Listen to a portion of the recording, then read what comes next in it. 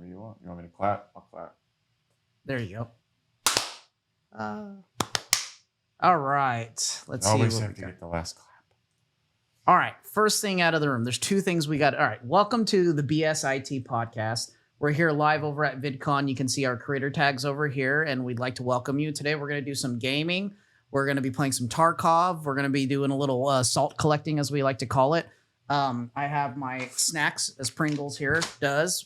Brooks has his drink there. Yeah, it's on the counter. We got all of that going, and we're going to have a good time. And first of all, we're here at VidCon. What has been your impression so far? It's definitely different than TwitchCon, that is for sure. I mean, did it seem light to you? It does seem lighter than normal. Like, I know I was complaining since the beginning, but it seems super light to me. Yeah, I was expecting more workshop style content than there really was. There's two floors. There's an industry floor and a creator floor, and the creator floor is a lot more panel discussion than it was in previous years, and I was kind of surprised by that. And then the actual exhibit floor is there's probably, I don't know, maybe 24 actual booths and very few. It's mainly like meet and greet merch booths and like a couple of event booths. And it was kind of surprising to see because previously it looks a lot more like almost like a Comic-Con where the booth floor is pretty full. They had a lot more room for stages in the back corner than they had previously. And it is definitely different.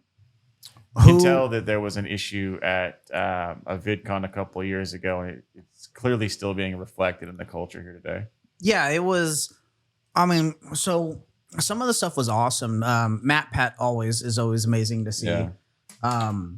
But I was surprised at just like they needed room for the stages, but it wasn't what I was expecting, having gone to lots of different, conventions for tech and everything else.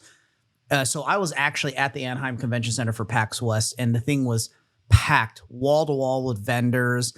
Like you could barely move. Like my legs were dead day one. Here I was like, oh, we walk through the vendors within 30 minutes. Yeah, you can be pretty much done with the vendor floor, and outside of waiting in line for everything, because absolutely everything here is waiting in line. You can be done in like a half hour, 45 minutes. And then I noticed too that the individual meeting room discussions are all very short. They're roughly 30 minutes long, whereas previously it would be like an hour. And now they're all just turning them out as quickly as possible. And there's a half a dozen corporate sponsors for every event. And if it's not, I noticed too, like if it's not part of their speaking agenda or corporate agenda, it's not being discussed. And the handlers and the hosts this year are very much so curating the discussion, and previously people have been allowed to go on a little bit longer. But it's been interesting to see, and like seeing some older YouTubers that have been around for much longer is kind of nice. Another thing I was surprised about is how few TikTokers are here, considering TikTok sponsors an entire floor. There's very few primarily TikTok creators. It's almost all YouTube creators. Just kind of surprising. Yeah, I found it really interesting through the whole process. Like, and so if you're looking online and you're searching VidCon, of course, ton of content over there. But we walked by the TikTok creator wing, and it's a small room. I mean, it's not small, but I would say it's 20 by 30 or something like that, or maybe 20 by 40. I don't know. It's pretty dark in there to see, and what I'm finding out is everyone was pretty much at a party. Mm-hmm. Or at another hotel, basically at a party, which was, it's just like in anywhere else. But aside from the huge amount of teeny boppers, essentially, like Carl Jacobs was there amongst his friends with a lot of the teeny boppers, and I don't know if I'm gonna get whatever for it. I think you're showing my age, there, buddy, with teeny bopper. Yeah. Which they were all screaming and everything else. But I think the most informative one was the Get Smart panel with Matt Pat, with the Mercury Stardust, the Truth Doctor, and a couple others talking about learning platforms. Yeah, Casual Geographic was there. Oh, he's funny. I was surprised that he was willing to say some of the things he said. And he mentioned that being a jerk will always get you clicks, but at some point you have to deal with the other side of the outrage mob. And he said something pretty mean about pandas that was still very, very true. And he's not wrong. I mean, using outrage as a mechanism to produce content is pretty interesting. I remember him saying, just remember, he goes, when you have outrage, just remember, or no, it wasn't him. It was the science teacher. Yeah. He said, when you have outrage, just remember that you will get likes, or you will get you get engagement, but you have to deal with the other side of that engagement. You're going to get engagement twice as angry back at you, which was interesting, needless to say. And it's not untrue. Yeah. A lot of people, when you make being a jackass the core of your content, it becomes very, very difficult to ever diversify out from just being a jackass, because when you do, people think you're being disingenuous. And an interesting thing is that a lot of creators that cultivate that really rude mentality, that like jackass mentality online, are actually quite nice people. It's just part of their content character. Yeah. And I would have liked to have seen some of that explored a little bit more. They talked about mental health a lot. And most of the panels we went to and most of the stuff we walked by, they were talking about the impacts of mental health and being a content creator. But they didn't talk about the fact that most everyone you come across online is playing a character. There's very few creators they're just exactly what you see whenever they're creating content. Except for Matt Pat. That is his personality. It is, but he's very, very rare. But it didn't used to be like so. Theorists have been producing content on YouTube for like 13 or 14 years, basically since the content has been around. Our YouTube's been around. I mean, Philip DeFranco has been around that long. Smosh has been around that long. Theorists have been around that long. There's very, very, very few still creating content from back then. But they all originally played a different character. A lot of the earlier content was more like Blue's Clues for teenagers, for film theorists.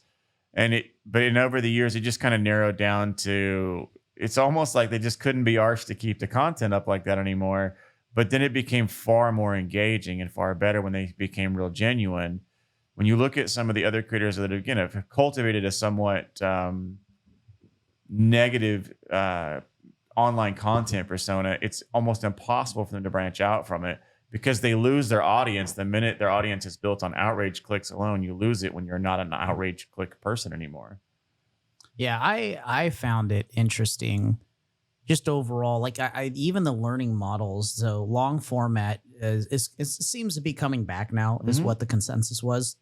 But they were saying specifically, film theory, Steph and Matt, they were saying how it's they ended up making like a continued book series essentially, where they would have one video that was shortened that would explain something, and then they would get in the next video and say, hey, refer back to that other video, and kind of making it hey, follow the story with us. The video is great if that's at first time, but go back to the other videos, one kind of creating cross content watching, but then kind of working your way down into more and more videos to be able to understand what's going on. And it was their way of being able to teach people depth, even though you may have a minute to teach something to someone.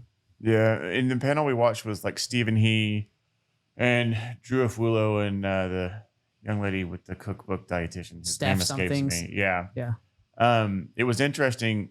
Stephen He brought up the fact that long form content is made the jump to short form a couple of years ago. It's coming back to long form again. And the reality is it's a follow the money situation, right? Larray mentioned in the banter podcast that we watched that he makes like $3 a video, roughly, with 25 million subscribers on TikTok. And that's an alarmingly low amount of money for that kind of engagement, that watch time. But it's very, very difficult to monetize short form content. Yeah. And Stephen He was mentioning that if you want to find a way to monetize it and to be successful, find a way to make an impact. And if you have 15 to 30 seconds to make an impact, your content needs to be important. And that's the message I really wish more younger creators would understand is you can have 25 million people or 30 million people, but you're not making an impact because your content is disposable. Make content that matters and people will remember what it is. You're scrolling TikTok for an hour and you might watch 200 or 300 videos, quite literally. If you're scrolling YouTube on one channel for an hour, you might watch 6 to 8 of long form. And you're going to remember that content much, much better than if you had just done a bunch of bite-sized stuff, because the longer form content is more impactful. The other thing too is money chases where the content goes.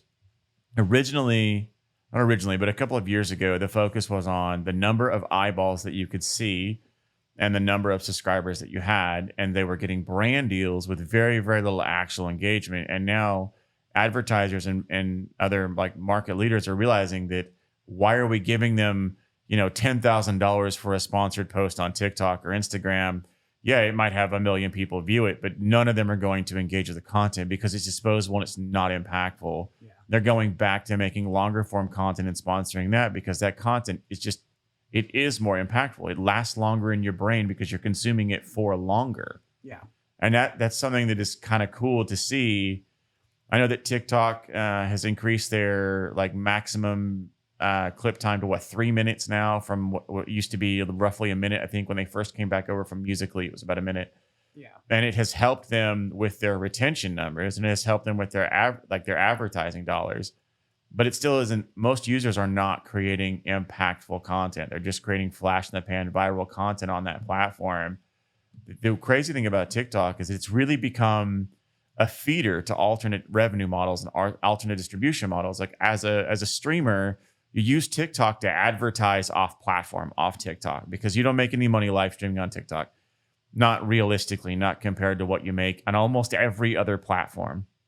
You might have a million eyeballs, but you don't get paid the same for those eyeballs as you do on even something as revenue atrocious as Twitch versus like Kick or YouTube.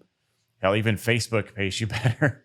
Yeah. But that's what you use your TikToks for, is in the hopes to go viral to advertise on your YouTube channel where you can monetize it more appropriately, or onto your Twitch or Kick stream or Facebook or wherever it is you are.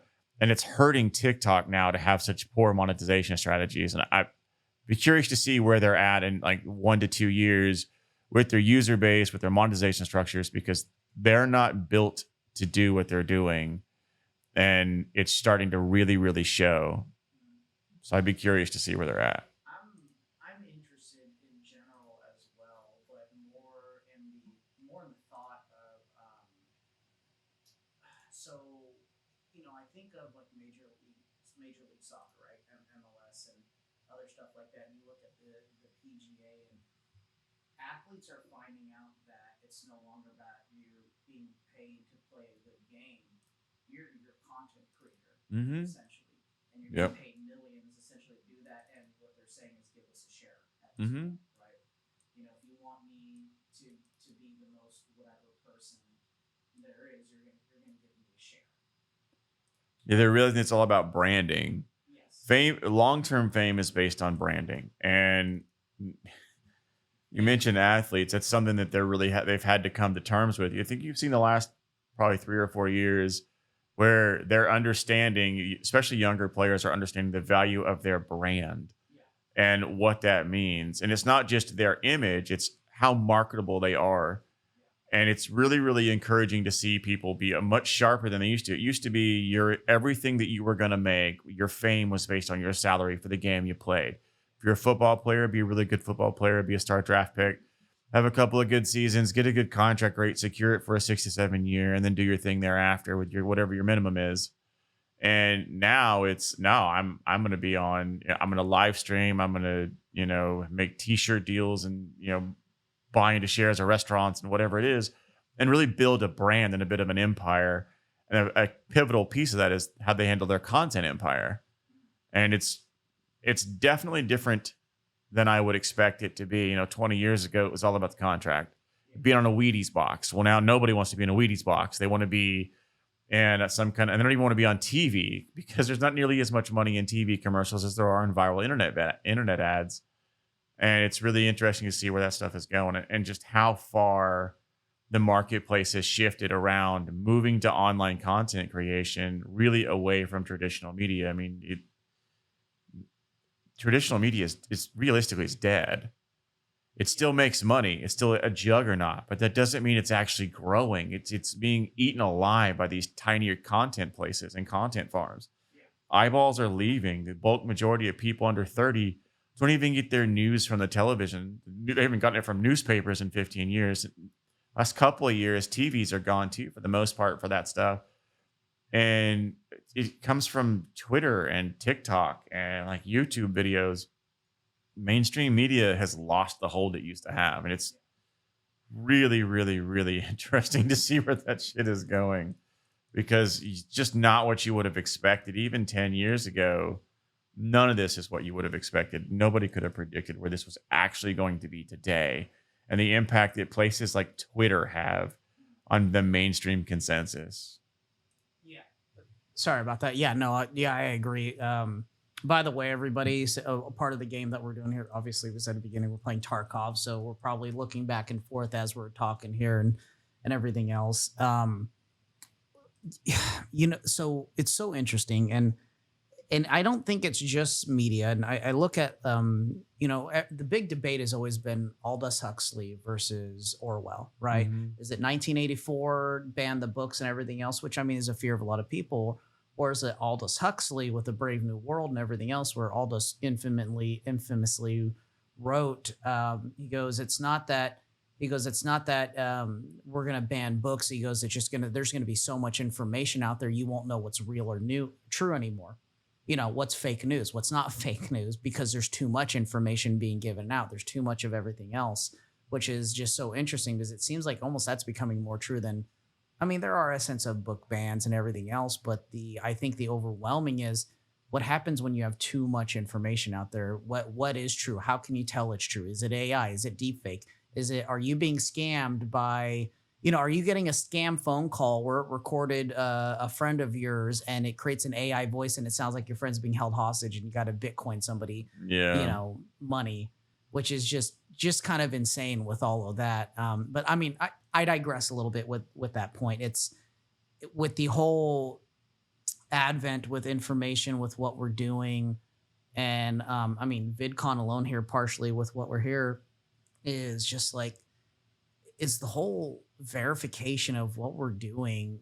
How do we do everything? Which, I mean, I'm a big believer in blockchain, and I'm a big believer in it, not necessarily because it's money, which I think a lot of people don't understand. Crypto is more than money. It's more than money. Oh, it's an NFT. It's a this, but blockchain itself is one of the best verification, immutable type of tools. Unless you have a full monopoly over that specific chain of something, like no one's ever going to have a monopoly over the entire what's called a 51% attack, essentially over over Bitcoin, right? And essentially, I really think that's gonna end up being kind of the important things, because the more and more we get into digital assets, the more and more we get into being a content creator and all of this other stuff. I think that's going to be really big, which is partially kind of a project that we've been working on as well, which is a blockchain verification project where essentially we built a universal blockchain verify tool. What do I mean by that? It means if you have an NFT, you can launch a brand deal with like Nike or whoever you want, and you can use you buy Jake Paul's NFT, you can use that NFT to then go buy Jake Paul's Nike shoes early. Not that Nike would give him a deal or whoever, but you can go over there, and the way that they verify that it's real, that it's not an image, is it has that digital signature and token. It sends it to us. We check it actually against the whole blockchain that originally developed from. Like every NFT is built off of like a Ethereum or Doge or Bitcoin, whatever the case is. And we send back a response to Nike saying, hey, they're verified. Go ahead and let them in early. So I think that's one aspect of it. And smart contracts, I think, is the biggest thing as well. Can you imagine, it's the immutability of whether you're buying a house or land, or hell, even, man, I hate to say this, ownership of specific things. How do you verify it's you? It scares me a little bit that they may end up saying, once I think people understand what blockchain actually is, I think it can be both good and scary. Yeah. So many people think of crypto as some ridiculous crypto bro or some rug pull meme coin or something like that. The reality is, like you said, it allows for the immutable verification of ownership of an asset, of a thing, of a bit, of a record of something. And what we put together is the ability to verify entitlement. Yeah. So if somebody says that they bought, I don't know, a house in Hoboken, for example, and there's a smart contract on it, and they're like, no, I'm the owner. Nobody else can come forward and say, no, I'm the owner. Yeah. Because if it's written with a smart contract, you can verify exactly who it is that owns it. as long as they have all the required pieces for verification. And normally that process is relatively both computationally expensive and potentially, depending on what it's written on, it can be expensive to verify as well because you pay gas fees for certain types of transactions. But um, for us, we wanted to make this as easy as, like, when it comes to shopping, using something like Honey, like a browser extension, or putting in a coupon code and verifying access to something that way. We wanted to give utility to NFTs that all these people bought that are really, to be quite honest, functionally worthless because they provide nothing outside of, I have this gift that someone else could just screen grab anyway.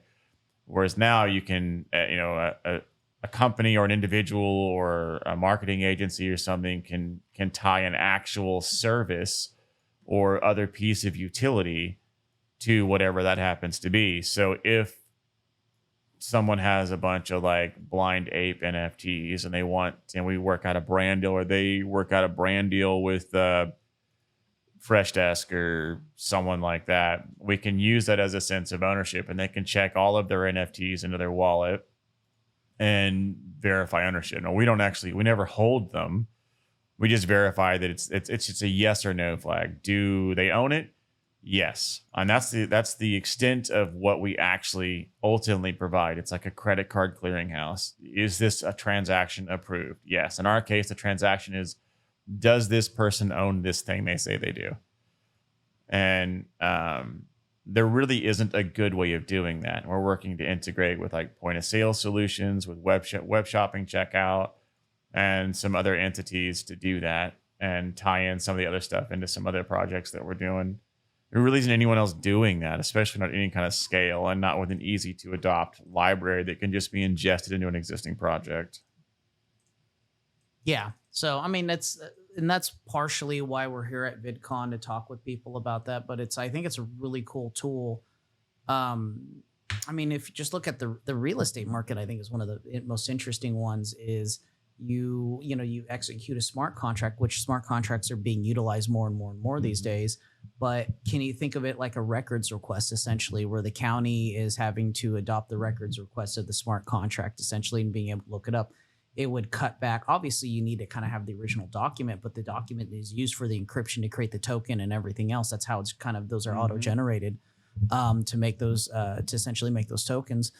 But it's kind of a great idea where you could have a system where you no longer have to, I mean, you could do a search online and everything else, or you can just go to a service and essentially they can backbone use us. We'll send it back over to you and say, yeah, this is verified. I mean, that's what DocuSign does. They are issuing small smart contracts within the blockchain they provide. Yeah. Within their entitlement system they provide. And we're just making it less about everyone's tiny fiefdoms and walled gardens. Yeah. Something issued on the actual blockchain for, there's a half dozen of them or so that have large enough prominence to matter. You can track transactions and records through, and there's ways to track transactions now, but all those tools are primarily built around financial transactions. Did a coin transfer? Who owned it? Was it used for purchase? But it doesn't have to be used for that stuff. That's just the utility we've given it.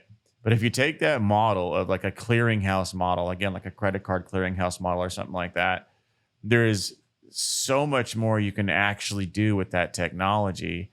It's just difficult for the most part to implement. And we're trying to eliminate that barrier to entry for third parties to do it without needing a bunch of other overcomplicated stuff. If it's just a pass-fail solution, is this real? And does this person have it? This claimed entity have it? All we have to do is send back a yes. If it's yes, cool. Then it's up to the recipient system, Nike, if we're talking about like buying shoes. If there's a program for an exclusive sneaker launch, and you want to make sure that people really own like the NFT or the code or the entitlement that they have, you can use our solution and we pop back yes or no. Yep, the person who holds whatever this wallet identifier is or whatever this identifier is really does own this object, this picture of a Nike swoosh in purple or rainbow or whatever it happens to be. Then they can say, all right, well, they're entitled. They have the right thing. Here's the benefits and features that they get. They can early buy this sneaker, and it can be used point of sale at a physical location like a Foot Locker or whatever, or it can be used online. Yeah, I really think it's cool, and I think one of like let's look at like we're gonna play make believe here for a minute. I think one of the coolest features would be like let's call it security communication, right? You have a security team that's protecting our beloved Tay Tay, right? And you have a team of 30 people essentially on an encrypted communicated channel that are talking to each other, and essentially to get onto it you need the encryption key. Imagine someone stealing the encryption key and getting onto it and being able to say, hey, oh, and essentially diverting and getting in. What's really cool about blockchain is when you build that fork off, but essentially what you can do is you can build that encrypted communications with those tokens, and with everyone having a local version on whatever device that they have. If a foreign actor comes in and tries to get in with that encryption key, it checks against every other device over there, and every other device communicates back saying, hey, we don't see this in the original fork, you're not a part of the ledger Yeah. of the original output, so you get immediately kicked out even though you have the key. Yeah. I think that's a really cool way of implementing that. And I really think it honestly is going to take away a lot of use for passwords. Yeah, the resilience of the system to evict bad actors is one of the things that's so interesting about this. I mean, there have been ways to sign an item, an object, a digital piece of information for 40 or so years, but they haven't necessarily been as approachable as what we see in the last like 7 or 8 years come across the desks. And like you said, it's mentioned earlier, the ability to immutably verify entitlement is something that is so powerful. It doesn't seem like it would be all that strong, but it absolutely is probably one of the strongest pieces of modern security technology we put together. Yeah, I love it a ton, and it's really neat. I think it's part of the future, and what we're building to me is drastically is just so important because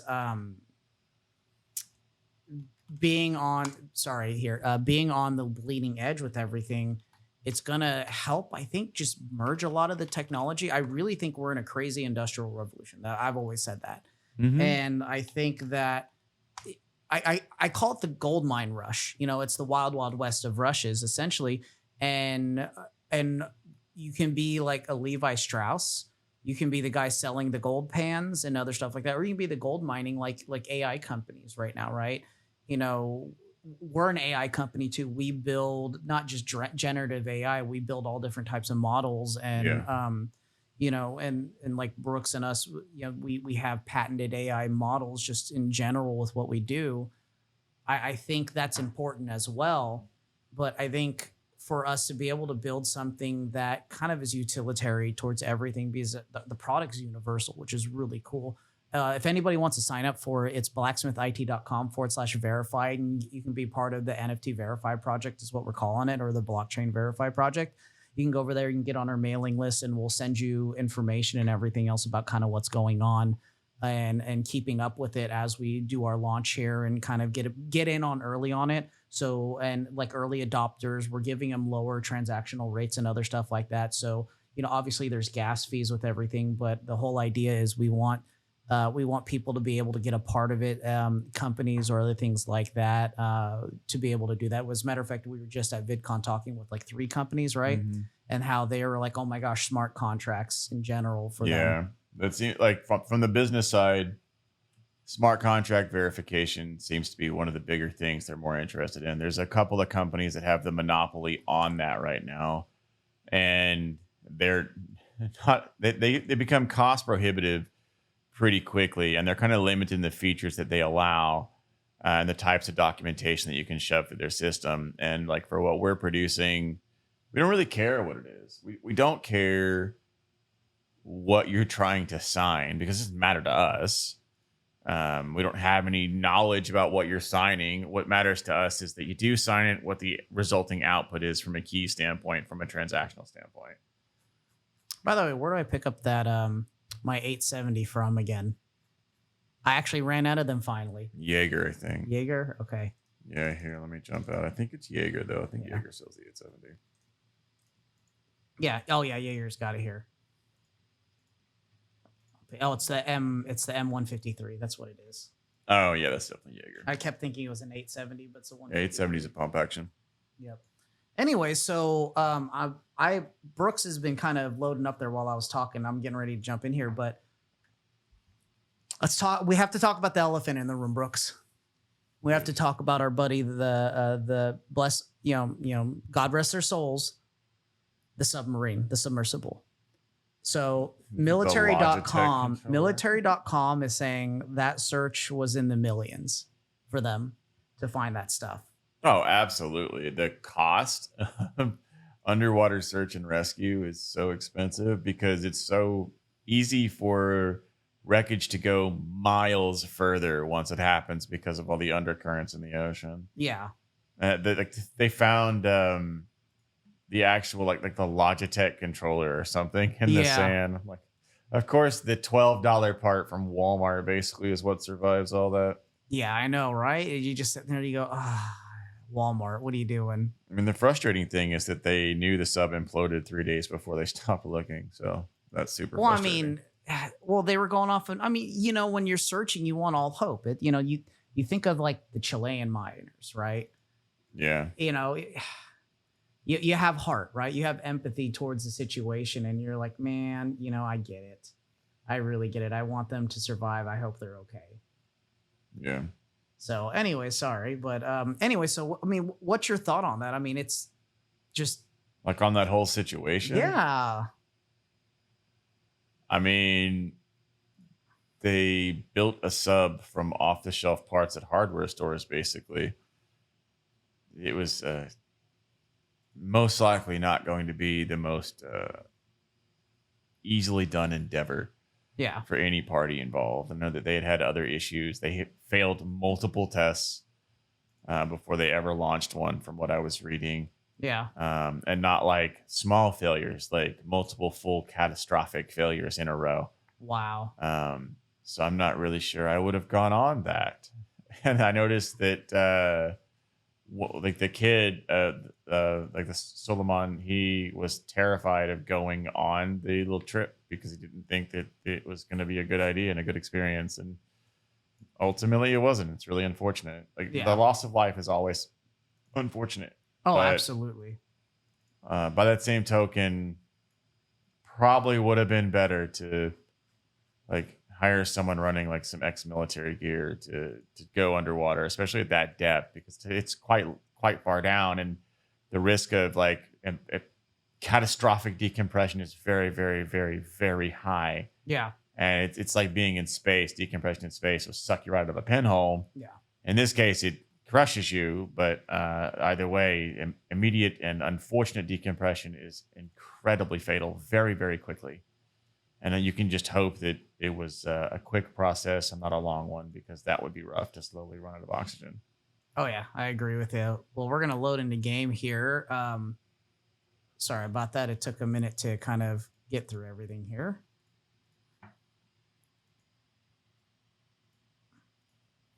Anyways, while I load real quick here. All right.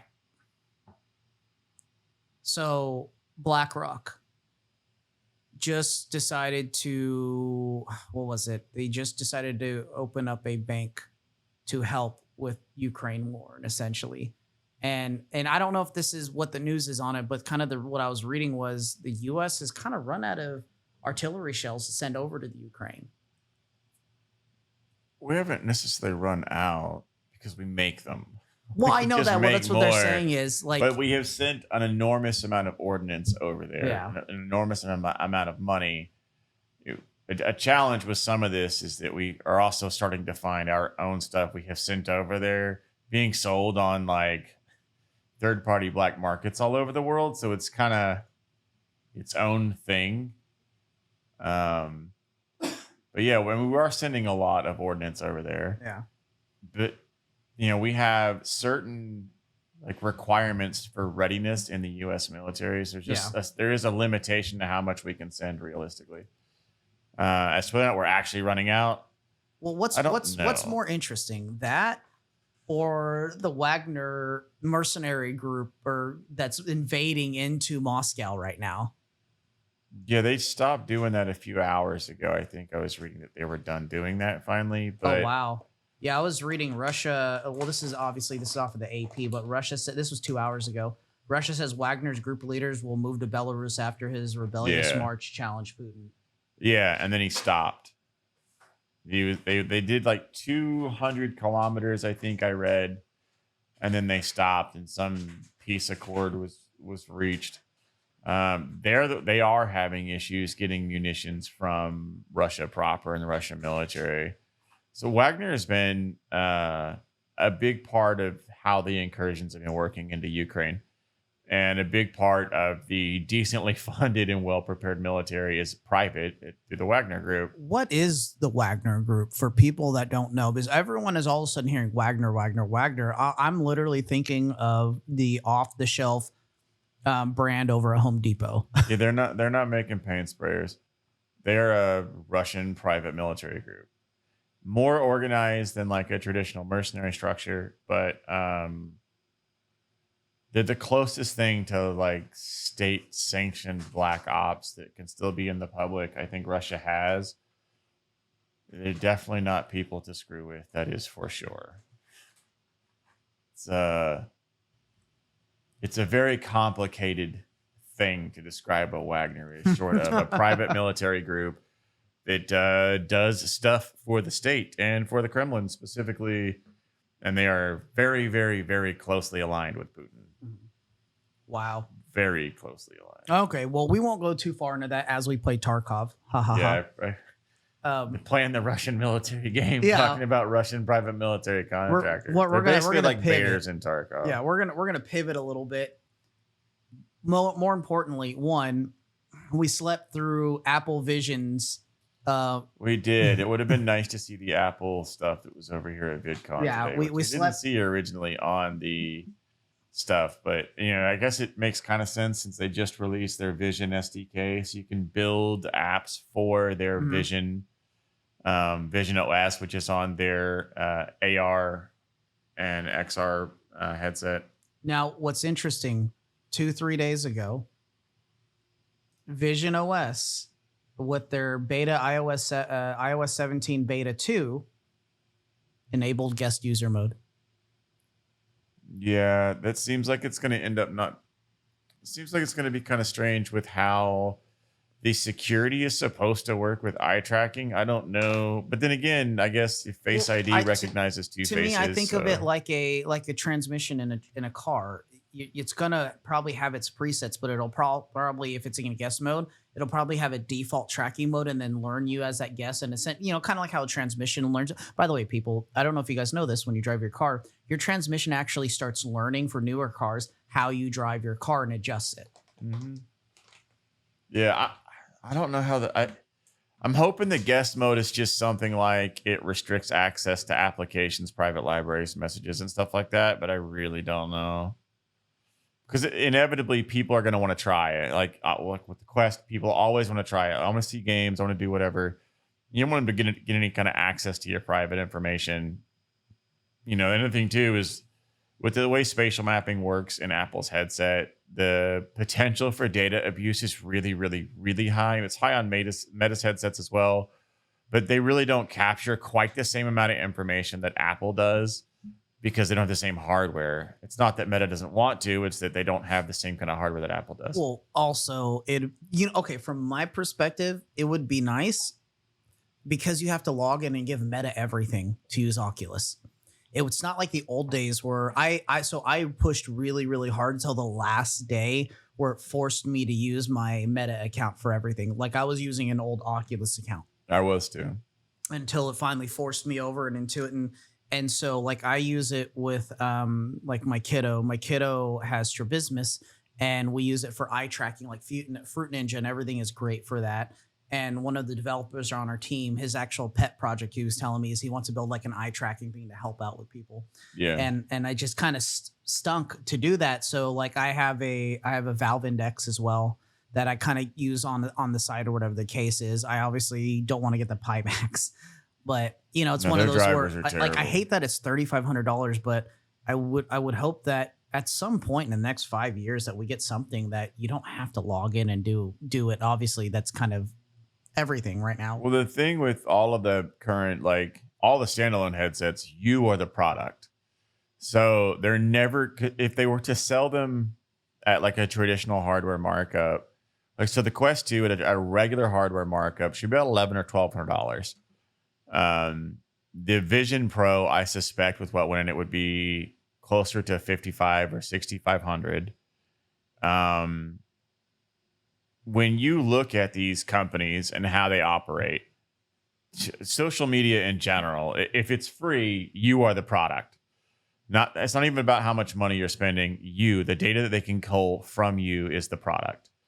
And I don't know that we're ever going to see someone willing to sell something where you aren't the product anymore because so much of the marketplace has moved to that. And it's because consumers have demanded cheaper and cheaper products that are still of high quality. Well, the way you get to that is your data is the thing that they're interested in.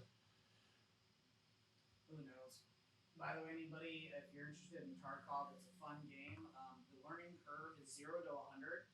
It leaves you no mercy, basically. So, but if you like Dark Souls and you like first-person shooters, come to Tarkov. Yeah, That's pretty much. interesting type of game. So, with that being said, what would you say was your biggest takeaway from like VidCon? Like, what was the biggest thing you think you learned where you went, huh, I'm going to apply that to my everyday? I don't know so much that I learned something new, but I did get some information reinforced. And that's if you're making content, you need to make an impact. It's not just that your words are important or your actions are important, it's that the content that you make and the things that you do should have an impact. They should have purpose. And it's a nice reinforcement of that. Okay. That'd probably be the biggest thing. That and always diversify, both in the content that you make and what you end up doing. Just always diversify. Yeah. I'm gonna die. No, I don't have. I have a red dot. Okay. Where's he at? He's up on the top right. I'm dead because I couldn't get aimed up in time. I got him as soon as It's all as soon good. as he said it. My bad. It's all good. I gotta change my FOV too. It's the wrong FOV. All right. Let me grab your stuff here. It's all good. Well, since while I'm cleaning up your stuff, you want to jump into another topic there? Sure. All right. All right. What the hell happened with this stuff? Anyways, all right. Sorry for the delay, everybody. Here, hopefully I don't get I'm gonna get pooped on here. Halo. What about it? You are a Halo fanatic. I'm definitely a fan. What, Yeah. what was your thoughts on the whole situation with kind of with what's going on with Halo? What do you mean? I don't know, just the whole like it sucks with like no one was really happy at the end of the day. You mean with the new game? Yeah, the new game. Okay. I think that they tried way too hard to make the Halo version of like Borderlands Yeah. while still being true to some of the Halo mechanics, and nobody was necessarily happy with it. Yeah. The open world is a content wasteland, and it just isn't done well. Too many bugs on launch. I mean, this was several months ago, and honestly, the game still isn't in a particularly good spot. Is it more stable? Yes. Is it any more fun to play? Absolutely not. I wish it were. Yeah. Even the multiplayer is just kind of stale. I mean, my biggest complaint is that they took a wonderful IP and they kind of ruined it. That would be my biggest complaint. I mean, it worked, but I just don't think they did a particularly good job. They weren't good stewards of the IP they were given. Yeah. I got killed by lobster. Of course, so Bloodhounds. Yeah. Cool. Rip that kit. It's fine. Yep. Were they over by Heps? Yep. Yeah. As soon as I got to the other side, AP. Yeah. Yeah, they're still kitted really well. Yeah. So PP and AP. There was two of them there. Oh, well, in any case, sorry about the guys. sorry about that. So, trying to think what's over here. What else have we got going on? So, as far as tech news goes, let me bring up our tech news here. I apologize for the delay, guys. Um, come over here. Microsoft claims to have achieved first milestone in creating a reliable, practical quantum computer. That sounds like a phishing article because I feel like we've had quantum computers. We've had quantum computers for years. Microsoft's just trying to satisfy some investor thing because we've had stable quantum computing for several years. Yeah. Oh my gosh. So I'm not really sure what they're fishing for with that, but there's one of my favorite quantum people I follow on. I think it's Instagram, TikTok. I think her name's Anna or Anna, whatever. Her dad was a Russian physicist. Came over here and she works in quantum computing and other stuff like that. But does a lot of phenomenal work in pushing quantum computing and everything else with kind of everyday uses, everything else. So let's talk quantum computing and everyone's biggest fear. Will it steal your password? What's the reality of cryptology and encryption, and of it actually stealing your password or being able to decrypt stuff? So, from my understanding, and I'm going to be layman here, is quantum computing can break what usually would have taken 1,000 years of computer, and we're all screwed. But obviously, being in tech, I know there's limitations to the type of encryption you can do. Like with the government pushing out the new encryption standards, that isn't quite quantum resilient yet. that's a really, really loaded conversation for what is. I'm trying to give you some red meat here. Well, you're giving me a whole cow. That's a very broad and large topic. Yeah. It is probably not worth going into given the short amount of time that the podcast is, but the short of it is, are quantum computers going to steal your passwords? Not necessarily, but also not necessarily. Can they be used to do that? Absolutely. Is it something that's super likely? No, not with, because as computing changes to, so there's a scale. As computing changes and the technologies that are in use change and adapt and move forward, other things come in to supplant previous iterations. So like the current standard of crypto, at least as far as how we do it now, yeah, quantum computing will be able to break it quicker because it's because it solves problems differently than how we do it now. Not necessarily that it's faster, it just solves it differently. But we already have quantum resilient encryption technologies. So yeah. Well, it could break old stuff faster.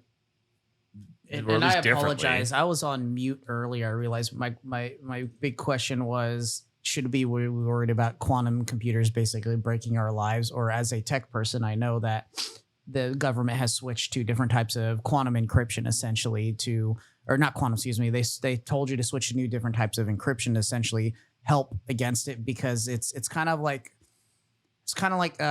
crypto mining, right? You have a crypto miner that can only do a specific type of hash rate or a specific type of crypto because they're different type of encryptions essentially out there. Yeah, it's not like you're not going to wake up one day and all of a sudden everything you're used to is broken just because quantum computing went mainstream. By that same token, a lot of the technologies that we rely on will have to be upgraded or they will be broken once that goes mainstream. Yeah. But we've already got methods in place to deal with a lot of that obsolescence. So should you be worried about it as a consumer? Not really. Follow best practice. Like the weakest chain of every single technical event is not the password, isn't the tech, it's the human. The fleshy bits are the problem.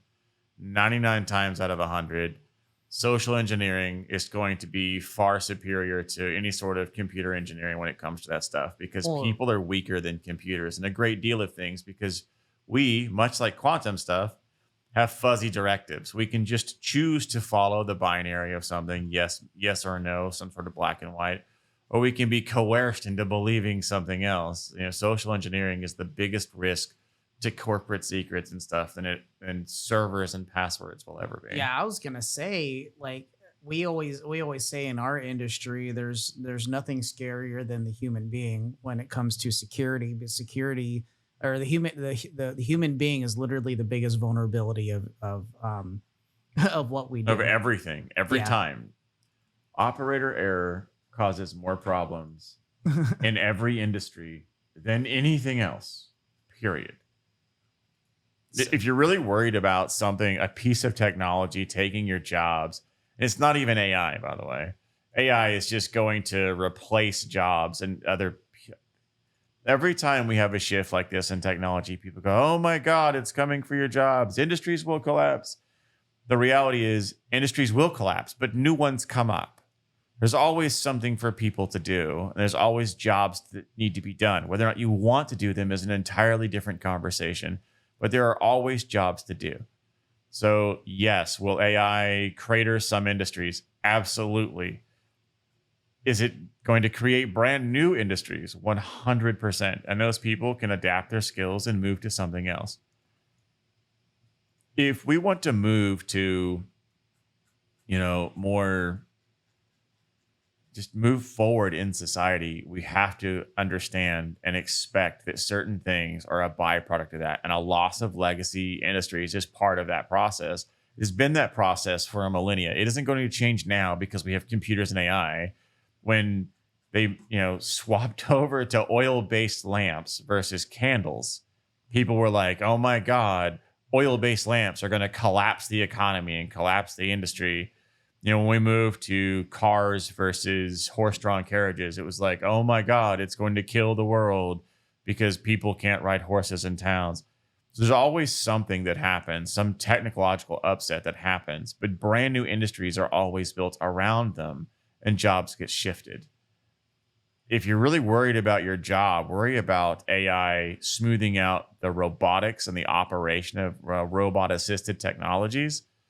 That'll be the thing that really causes a much bigger upset than just AI itself, because AI itself has been around for 25 years and, in the mainstream, just used differently than we use it now. But it's not like ChatGPT is doing anything truly revolutionary. They've just provided a more simple interface to what they're doing. The interfaces get easier to use. The tech itself isn't all that different than things we have been doing for quite some time, but it just wasn't as accessible. They made it cheaper, more accessible, and easier to use, which is really just how modernization works. The goal is to always make the technology easier to use and cheaper to provide. So that's a big question, or that was a big item over there. So I mean, I don't want to really jump back into AI because we've been talking a lot about AI lately with the previous episodes. Essentially with everyone being afraid and whatnot and everything else. I think the important thing to remember is, and I hate saying this, there's two things. One, open yourself up, get yourself open AI and Bard, learn how to use it because you're going to need it in the future. And two, do not put any personal information in there. Do not put any company information in there. Just look for generic answers and responses and everything else. Just be prepared for that because it will use it. OpenAI was just hacked into recently, and personal data was stolen from it because people keep putting their personal data. So it's the biggest piece of advice, guys. Don't put your personal information in there. You should be putting your personal information anywhere. Hey, always expect that whatever it is you are doing is being recorded and leaked. Yes, and has the potential for it, because the reality is, everything that you do on the internet is forever. You hear people say that all the time. Even if it's deleted, it's still forever. It's no different than if you send a picture to someone or a text message. At some point, it's recorded somewhere, guaranteed. Yeah. In a lot of states and a lot of countries, it's required to be recorded. So it isn't like, oh no, Facebook's data mining you. It's, oh no, your government says you're required to keep all communications as a carrier for a minimum of 11 years. Yep. So it's not like they're not making it up. They have like regulatory and legal requirements to keep communications, be it to protect minors, to protect state secrets, or whatever the hell it happens to be for its justification. Everything is required to be recorded that you do online, and in perpetuity. It's not really ever deleted. If you think that Facebook deletes your stuff because you tell them to, you are incorrect. Even in countries where they're required to delete it because of right to be forgotten, it's still stored in backup. Who just got sued over that? Was it who just lost a multi-million-dollar lawsuit over that, saying that they were actually deleting the information that was there? Was it Amazon? I don't know, but it happens all the time. There was a huge one where they got hit by everybody, and they were saying, "Oh, we were just doing it to better our data," and it was like taking in kids' information and everything else. And what was it? It was something to do with kids basically, and they kept all. I mean, it could have been Facebook, it could have been Amazon, it could have been Netflix, it could have been any number of providers. Yeah, because they all do it. Yeah, scary thought. Like, okay, home automation is awesome. I'm still old school and paranoid, and I flick a switch basically. I am getting like I was a big Ring fan forever, but guys, if you have Ring will give your information out whether they think it's legal or not. They don't care. Yeah, because they respond to warrantless requests for information from law enforcement, and they don't will give notify out your video, so people don't put your Ring in your bedroom. It just, unless it's pointed at a wall where you can't be seen, don't put your Ring in your bedroom, guys. I wouldn't put any smart devices in a bedroom. That's what I'm saying. But the ability to fire like an Alexa device or a Google Home device, we think it's wake words. It's not. It's tones, right? So you can even advertisements that you see on television can awaken your smart devices to record all room audio and submit it back for information. So like either build your own, find a privacy focused one, of which there aren't very many.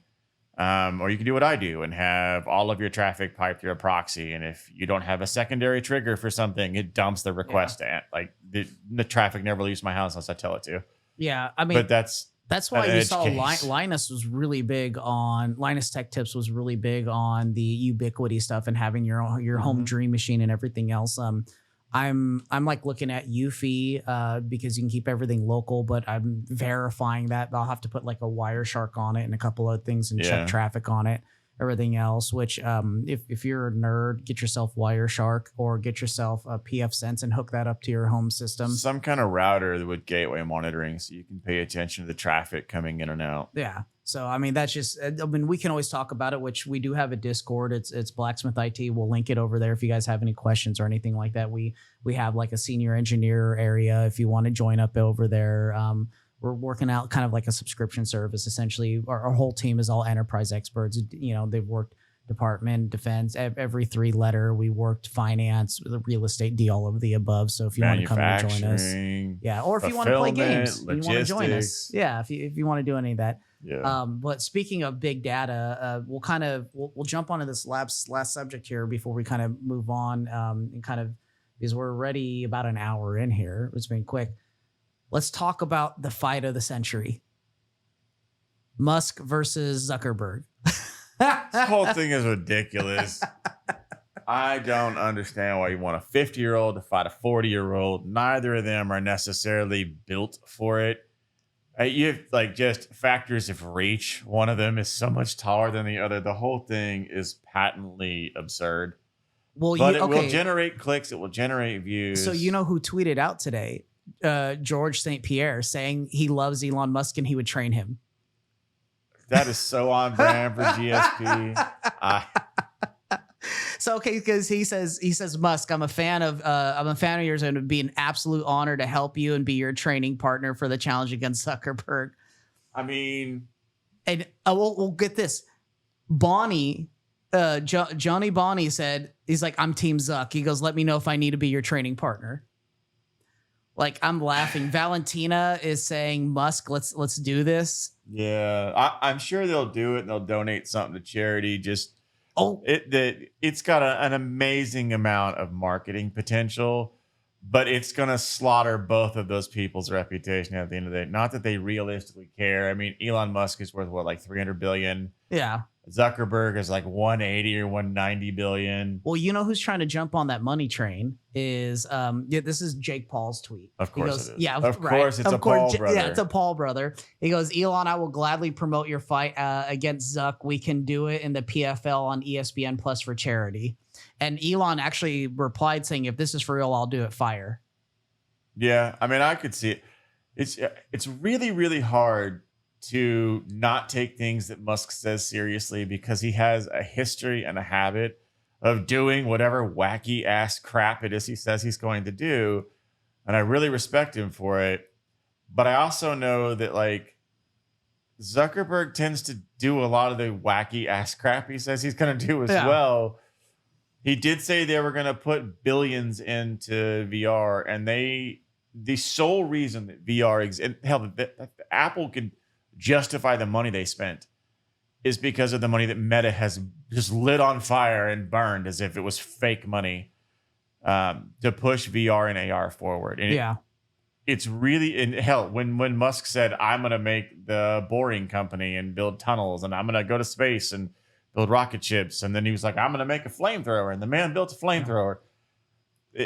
Dude, that sold out in seconds. But it's like you don't want to give credence to the absurdity, but by that same token, I don't want to discount it because they all have a history of doing absurd things. Well, so Jake Shields is telling Musk, let me be your trainer. He goes, he's like, we need you to be the people's hero.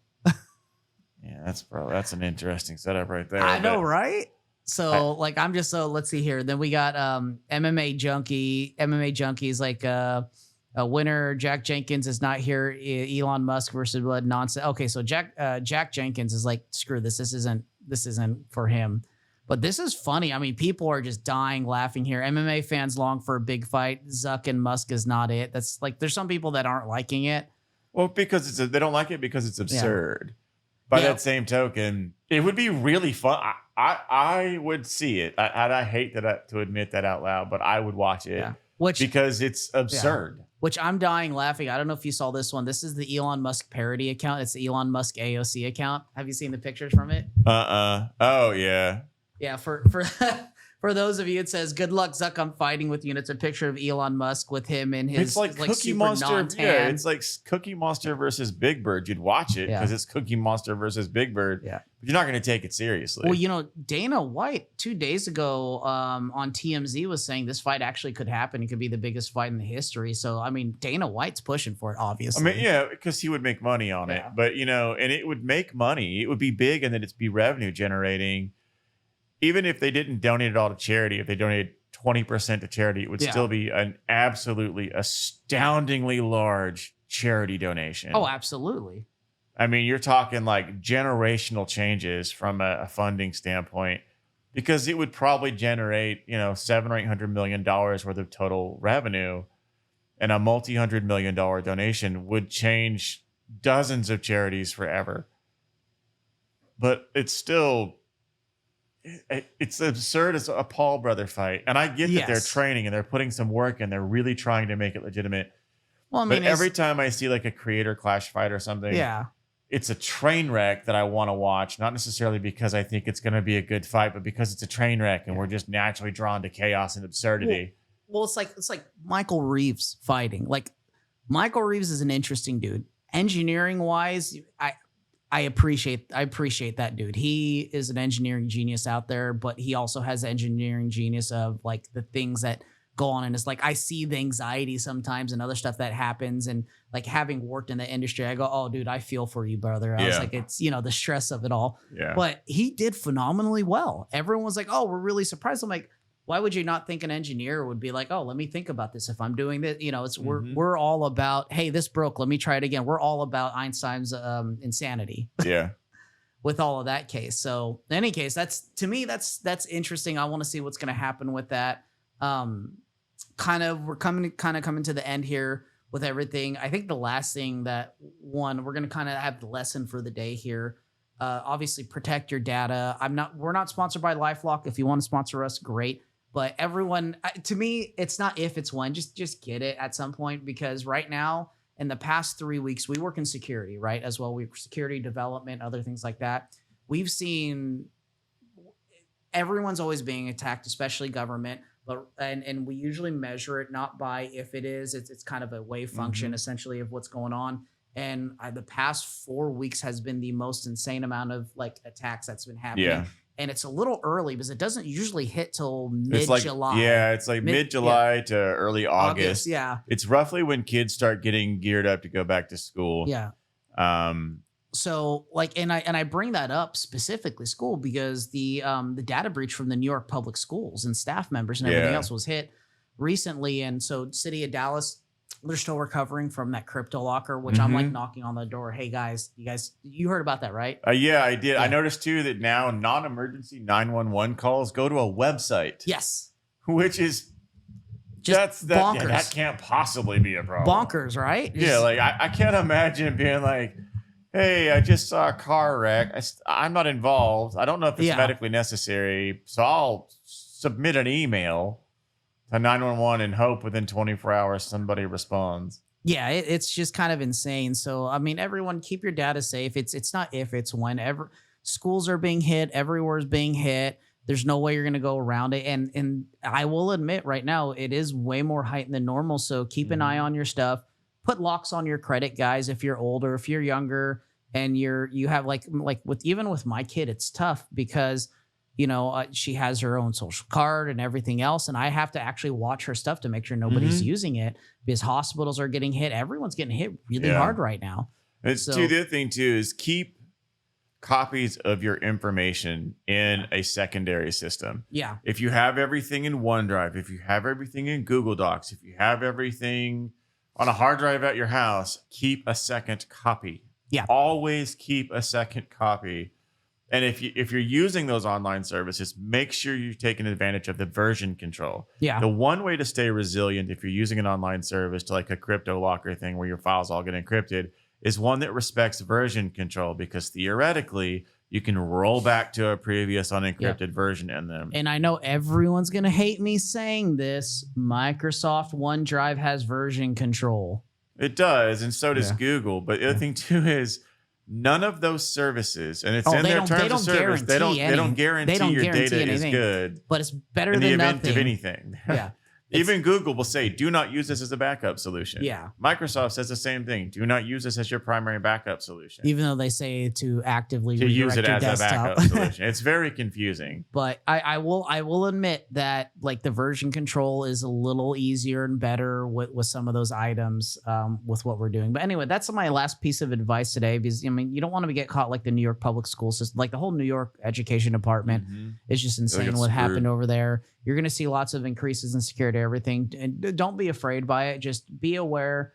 In hockey, we have a term for it. It's called keep your head on a swivel.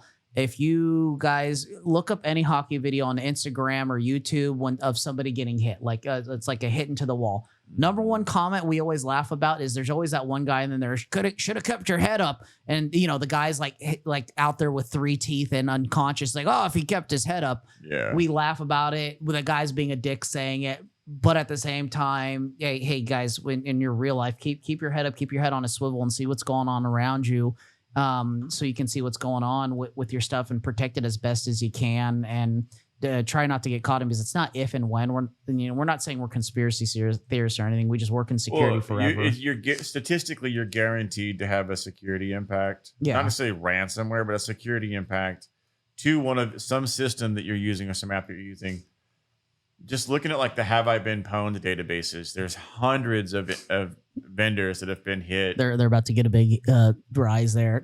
Oh yeah, and the thing is that data is so easy to purchase. It's laughably simple to go through, and use varied passwords. Don't just put everything in one password manager. Although I would recommend you use a password manager. Make sure that you're paying attention to the one you're using, because they're not all built the same. They're not all as reliable. Keeper is pretty good. In general, if you have to pay for it, it's probably pretty decent. Yeah. Because when you pay for a service, you're entitled to more rights as a consumer than if it's free. Yeah. And paying for a service like Keeper or OnePass or LastPass, not their free version, but their paid one, will entitle you to things like victim support if you become a victim of fraud. Should we be worried about LastPass with their recent breach? Well, I mean, yeah, they were probably a poor choice to say. Although what was taken, though, wasn't necessarily everything, but it was quite a bit. Yeah. I know I use, personally, I use Keeper. I do pay for it, but I also have the offline version, not the online version. I don't use the cloud sync.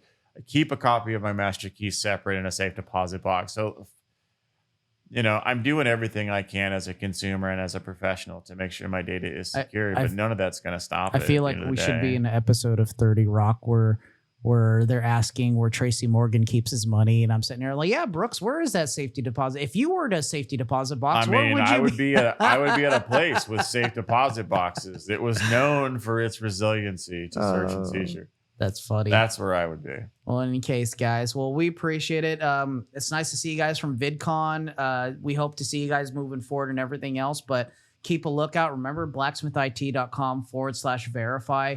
Join us on our wait list over there. We're going to be sending out newsletters telling you about all the new latest tech and be a part of that newsletter of what's going on to get early sign up as well for smart contract verification, NFT verification, even crypto verification. If you're doing a deal with somebody, the whole idea is, hey, do they even have the crypto there to verify it? Yeah. But yeah, just any case, keep up with us over there. If you guys need any services or anything, we do have our quick tech, our book of sessions at blacksmithid.com.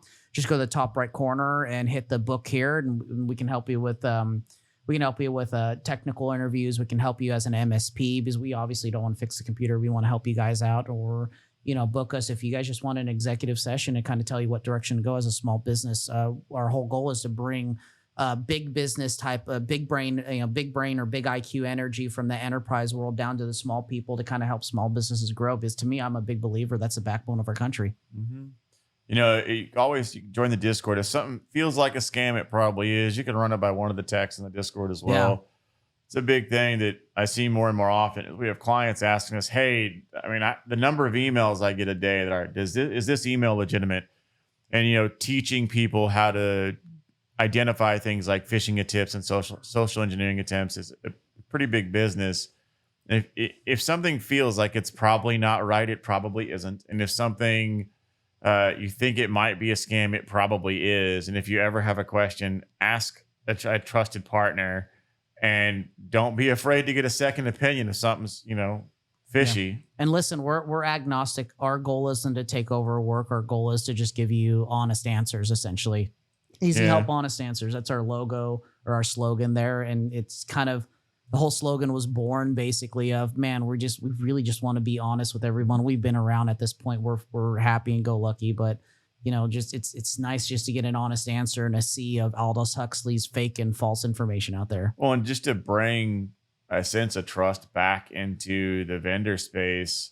Yeah. So there's just so many fly-by-night entities and so many poorly implemented pieces of advice, and so many people just aren't paying attention to how the market changes. And we're just trying to bring that sense of trust back. We don't have to worry about if you're being overcharged for something, or if something is just flat out old information or bad information. Yeah. And we work pretty hard to stay on top of current trends and on top of current issues. Yeah. And have, discussions daily about where emerging markets are going and emerging technologies are going. And it's important that the vendor that you get trusted source information from does the same thing. If they're not growing, they're not worth doing business with. Yep. So, well, in any case, guys, we appreciate it. Thank you for visiting us for our episode 3 of our podcast here. And we will come back to you with probably one more podcast live, either from VidCon or when we get back, to tell you a little about it. We're going to enjoy a little bit of Tarkov, do a little bit of camping, collect some salt, and enjoy the day. Yep. Bye, guys. All right. Bye.